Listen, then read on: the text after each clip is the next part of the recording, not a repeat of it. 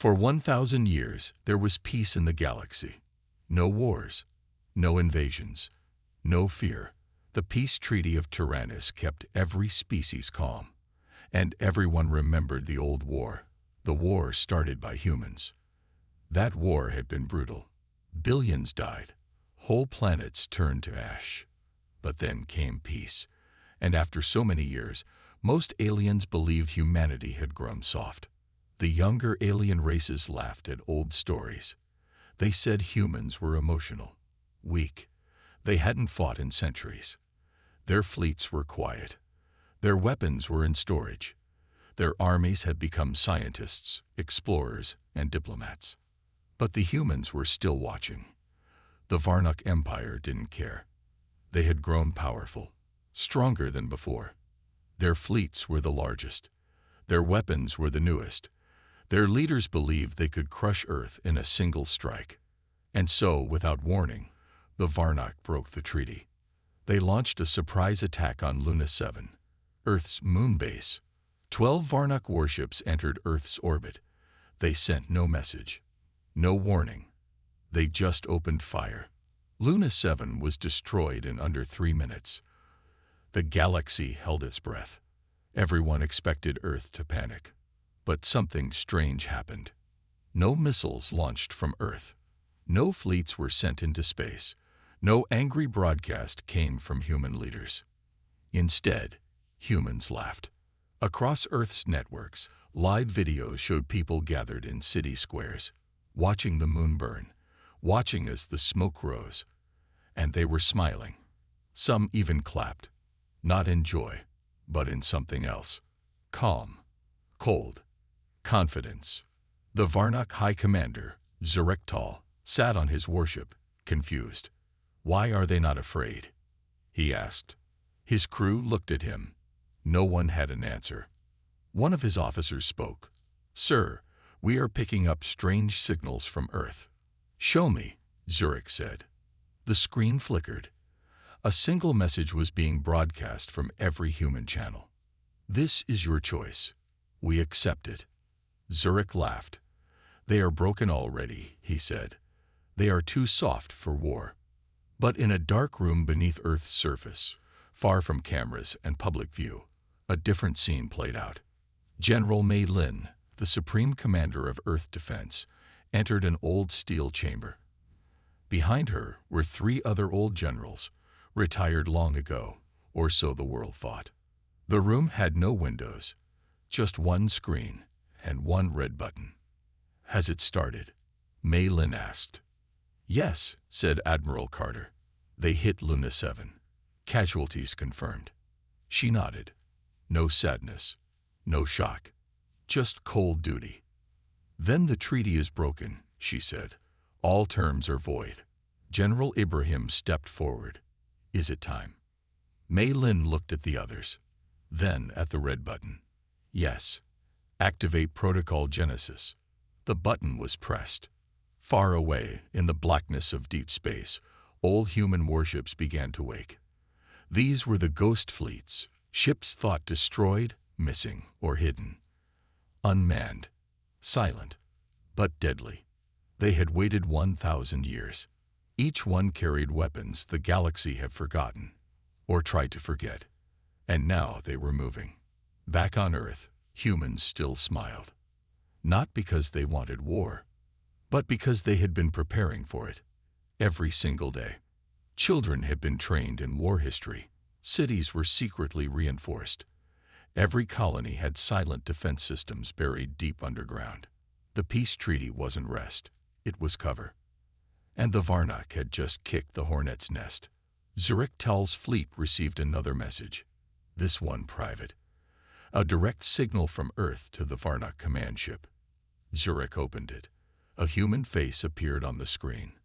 An old man in uniform, calm eyes, no emotion. "Commander Zurek," he said, "you have made your move. Now we will make ours. We will not ask for peace. We will not threaten you." He leaned closer. "We will simply remind the galaxy who we are." The message ended. Zurek's second officer looked pale. "Sir, we're detecting movement." Dozens, no, hundreds of ships coming from deep space. Whose ships? Zurich barked. Unclear, the officer replied. They're not broadcasting. No IDs. But, sir, they look human. Zurich stared at the screen. For the first time in his career, he felt something he had never felt before. Fear. He looked again at Earth. Still quiet. Still laughing. But it wasn't madness. It was something far worse. It was certainty. The Peace Treaty of Tyrannus was the most important document in galactic history. It ended the bloodiest war ever fought. Billions of lives were lost before it was signed. But most species never read the full treaty. They only knew the first part. No member shall attack another. Peace must last 1,000 years. The Varnak Empire didn't care. They believed humans had grown lazy. Soft. Peaceful.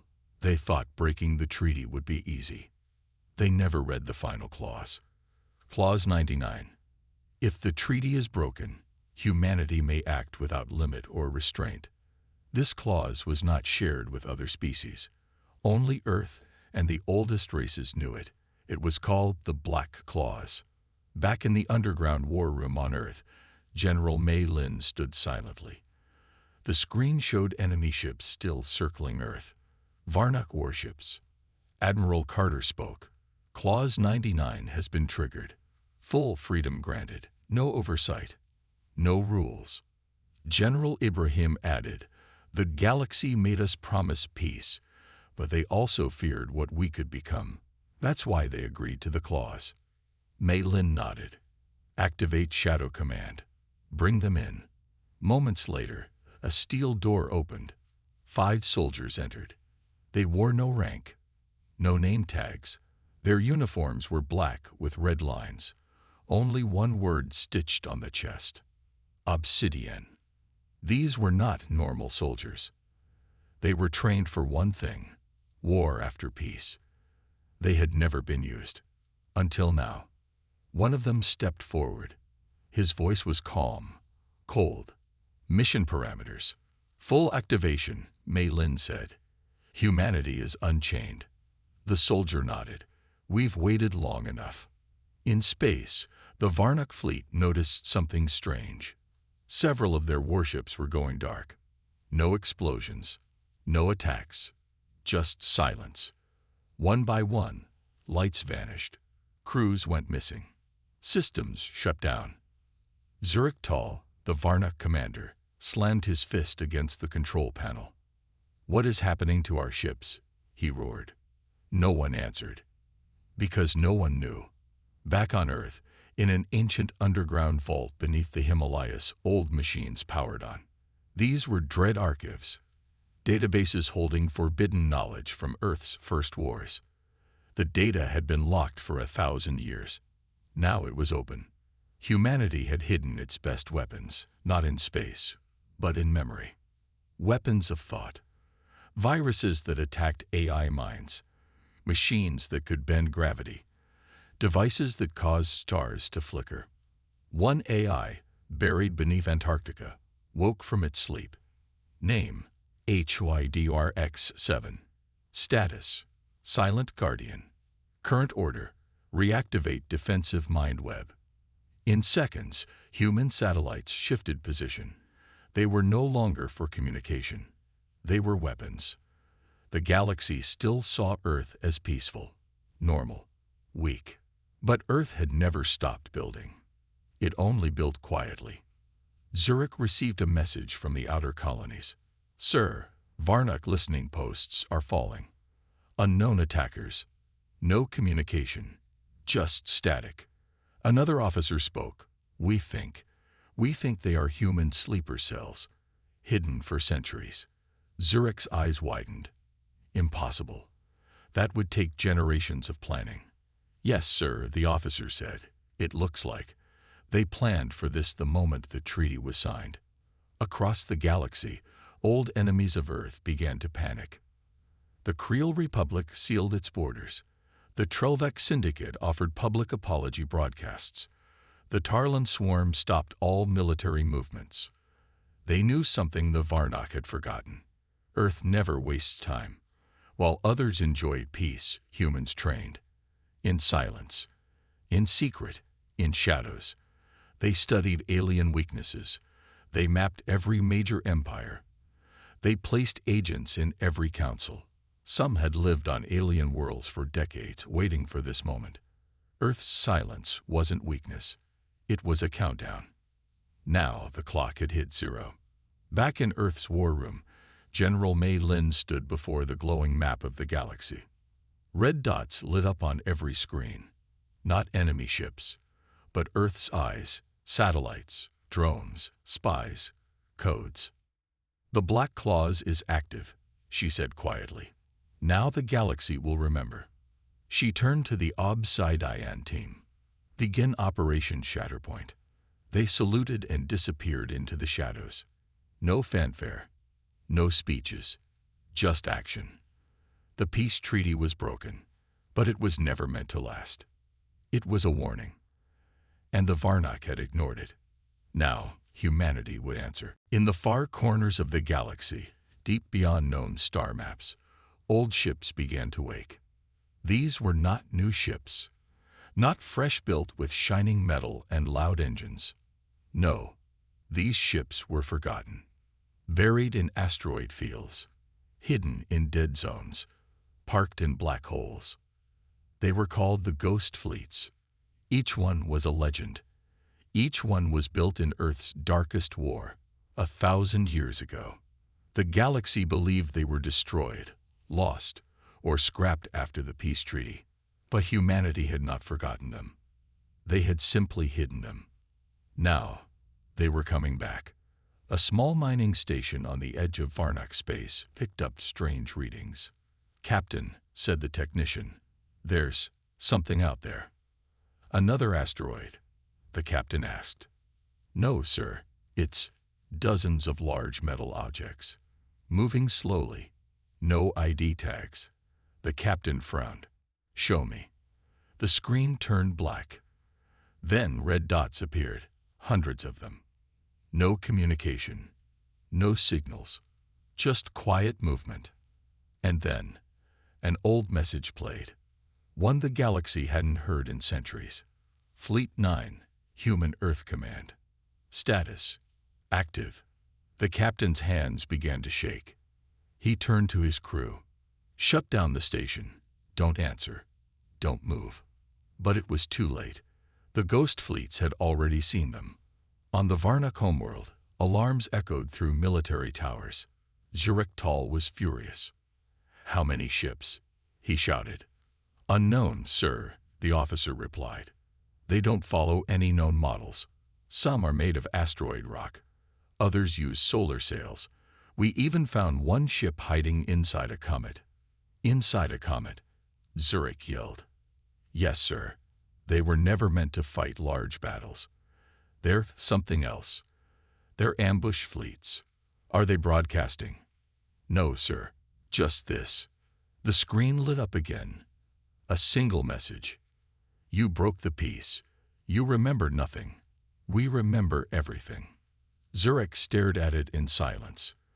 Then he whispered, "They planned this 1,000 years ago."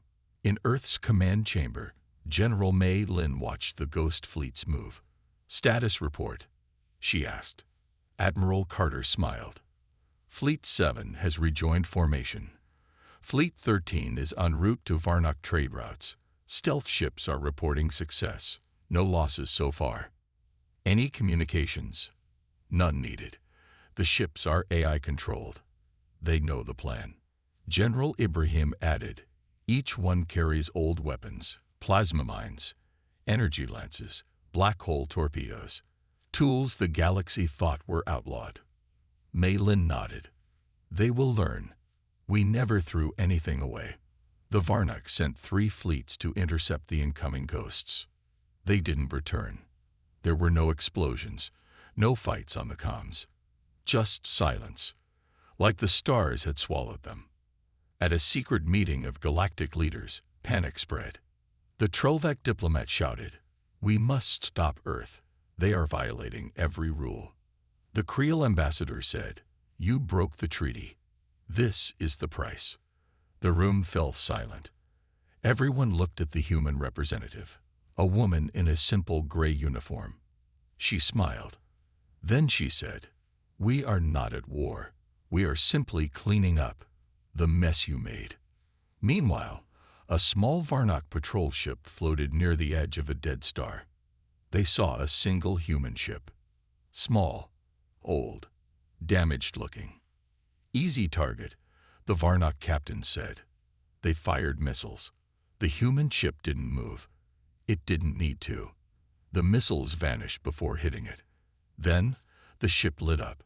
Its armor turned red-hot. Its engines flared like a star. And then it split into 3 smaller ships, each one faster than light, each one aiming straight for the Varnock capital. The Varnock fleet began falling back. Ships stopped responding. Command centers were quiet. Zurich-Tal ordered a full retreat from Earth's sector. But the human fleets didn't chase them. They didn't need to. The ghost fleets had already surrounded the exits. Earth sent one more message: not to threaten, not to demand. Just 3 words. This is mercy. The Varnock Empire thought they knew war. They thought war meant lasers, fleets, and firepower. But Earth was quiet. No fleets moved. No missiles launched. And yet, Varnock ships kept falling. Without warning. Without a single shot fired. Because Earth's deadliest weapon was invisible. Inside Earth's Deep Space Command Lab, technicians watched a silent map of the galaxy. Every Varnock movement was tracked before it happened. "Update on Sector 91.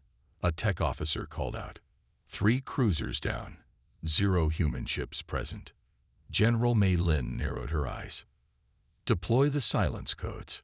The Varnock ships began to fail. One by one. No explosions. Just silence. Their engines died. Their weapons stopped responding. Even their life support flickered. Inside, crews panicked. Shields down. Systems offline.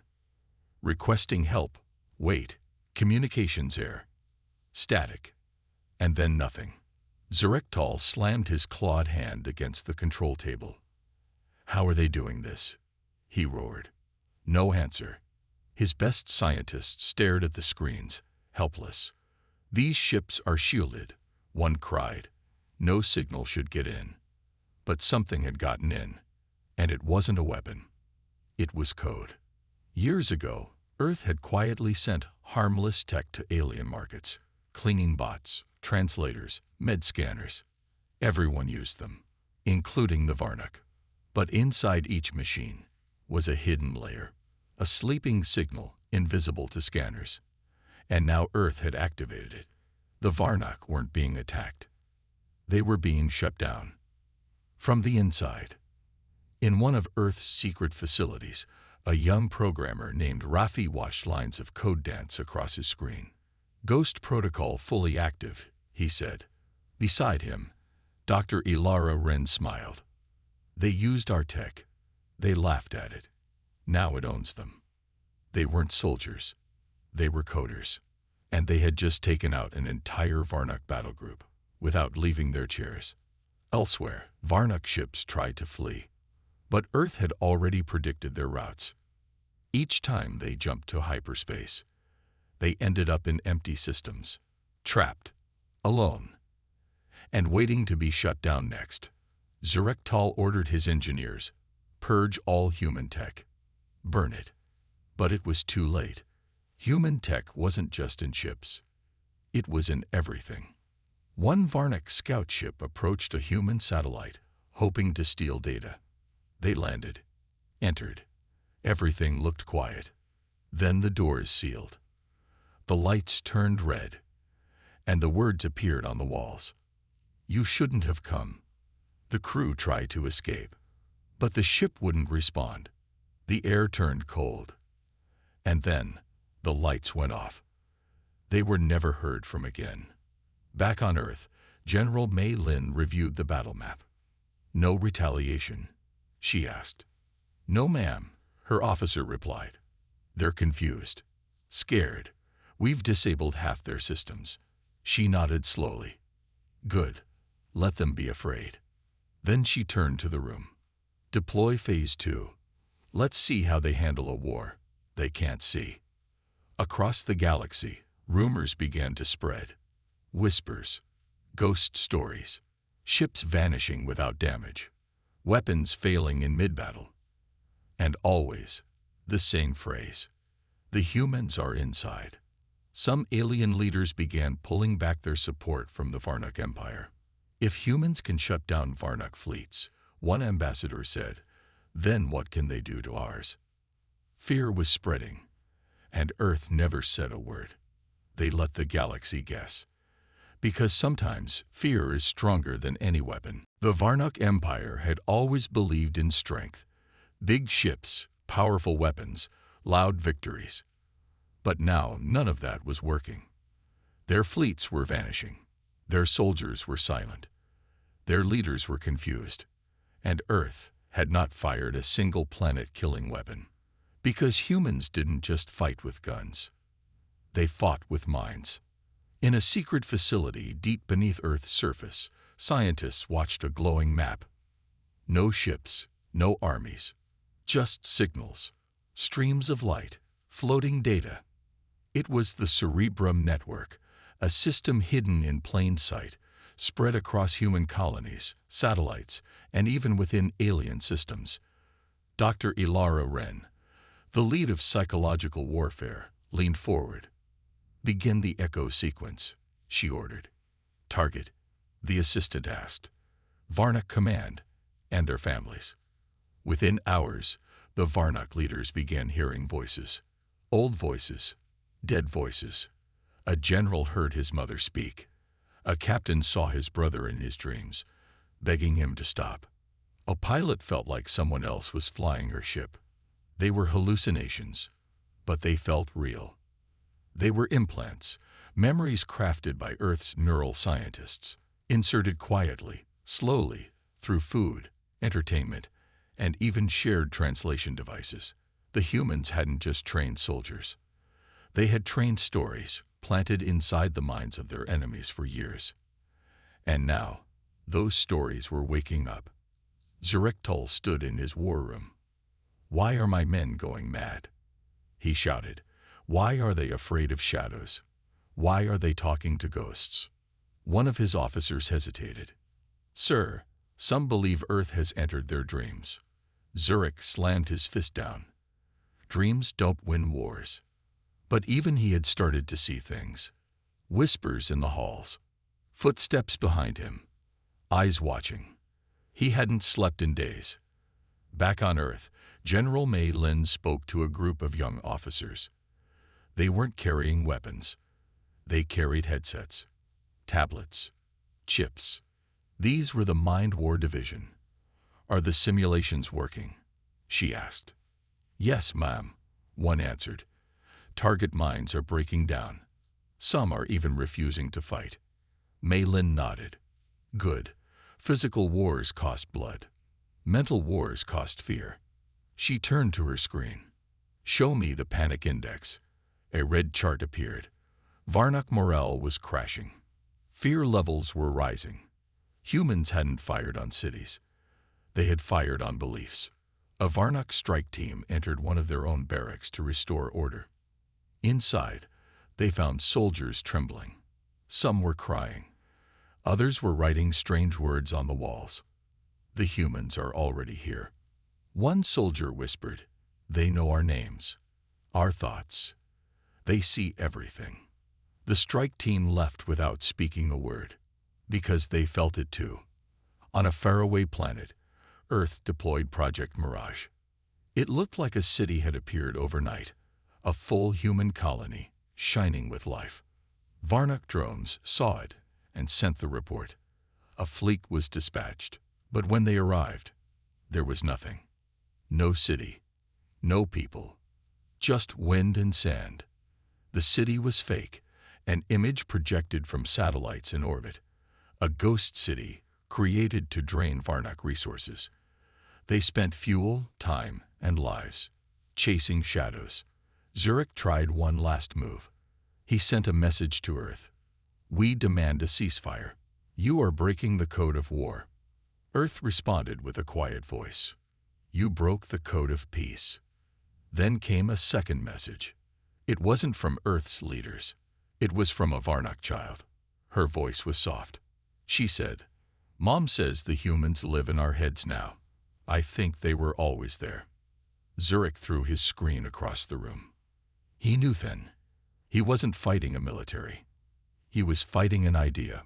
Back on Earth, Dr. Wren walked through her lab.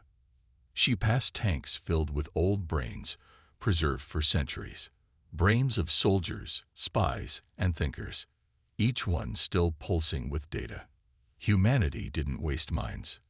It stored them, studied them, and when war came, it used them. For weeks, Earth had said almost nothing.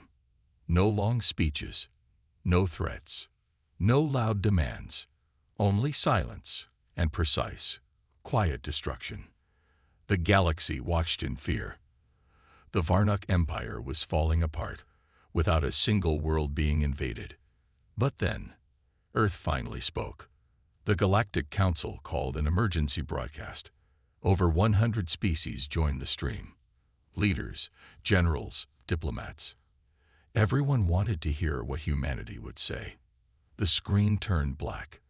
A single white circle appeared. Then a voice. Calm, clear, human. This is Earth. The voice continued. You broke the peace. You thought we forgot how to fight. You thought peace made us weak. But peace gave us time. The voice paused. Now hear this. We are not here to conquer. We are here to remind you.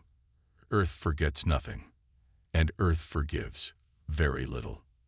Then the screen shut off. No further message. Just silence. But that was enough. The whole galaxy felt it. Earth was done hiding. On Varnock Prime, riots broke out. Citizens demanded answers. Why did we attack the humans? They shouted. Why did we break the treaty? Zurichtal sat alone in his dark chamber. No officers, no guards. Everyone had either fled or gone mad. He looked at the stars.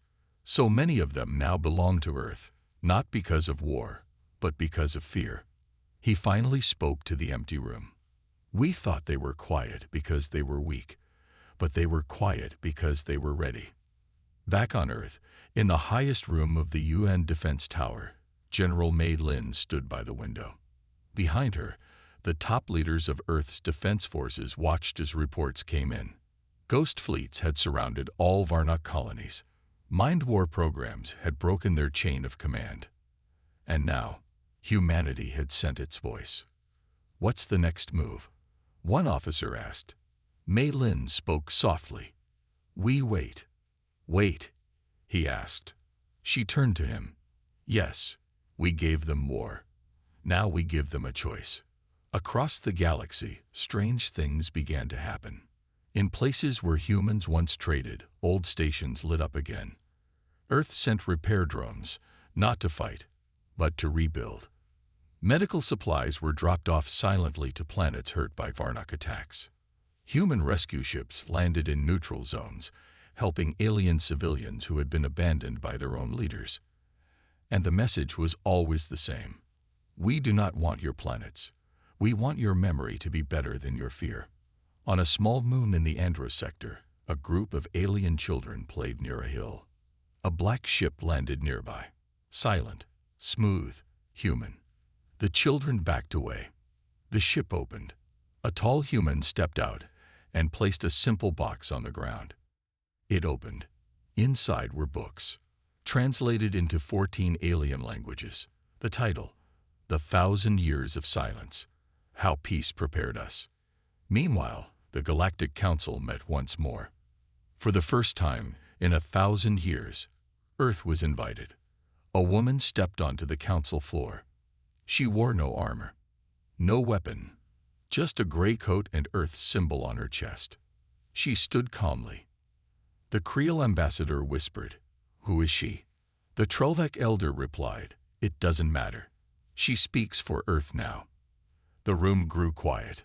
She spoke one sentence. If you want peace again, it will not be like the last one. This time, you will have to earn it. Back on Varnock Prime, Tal looked at the final report. Over 70% of his empire's military had surrendered or vanished. His people were starving.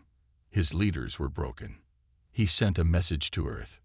No anger, no pride, just 5 words. We were wrong.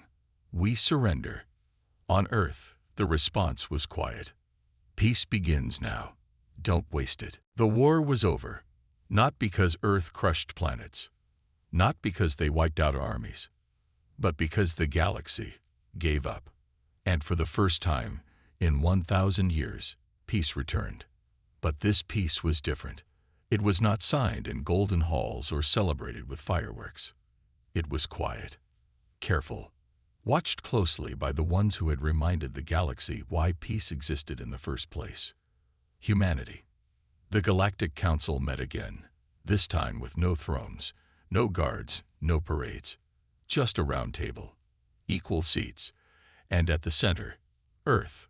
The same human woman from before stood again, calm, sharp-eyed. She looked around the table at species who once mocked her kind, species who once whispered, "Humans are soft. They sweat. They talk too much. They forget their place." But now, those same voices were silent. She placed a small book on the table. No title, no flag, just one sentence on the cover. Never again. She said, "This is not a treaty. This is a warning and a promise." The Varnock Empire, once proud and loud, was now rebuilding, not under Earth's rule, but with Earth's help. Tal had stepped down. He now worked in a small garden on a quiet moon, far from politics. When asked by a journalist why he surrendered, he said, "You can defeat guns. You can even defeat ships. But you cannot defeat a mind trained for 1,000 years. Earth didn't take new land, didn't plant flags. They gave back what was stolen. They rebuilt what was broken. They taught what had been forgotten." And slowly, the galaxy changed. On one distant colony, a young alien cadet stood before a human veteran. "Why did you not destroy us when you had the chance?" the cadet asked. The human smiled. "Because we were never fighting your planets. We were fighting your pride." The cadet blinked. "And now?" "Now," the human said, "we teach you how not to make the same mistake twice." In Earth's cities, there were no grand parades, no medals, no celebration, only quiet work, cleanup, diplomacy, restoration. But everywhere, on screens, walls, badges, was Earth's new symbol, a planet, with a dove flying across it. The message was clear: peace through strength, strength through memory. The ghost fleets returned to hiding. Some were parked inside moons. Some disappeared into deep space. Some became training sites for new peacekeepers. Each one was a reminder: if peace is broken again, we will not start slow next time. Back at the United Human Command, General Mei Lin watched the stars.